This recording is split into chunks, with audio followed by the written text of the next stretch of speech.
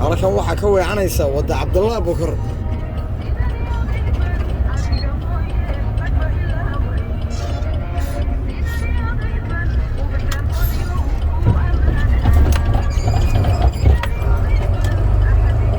wadadani waa wadadii xidhinta mareysay Allah ibaday tooska u qabanaysay taysa baasha bareek mareysay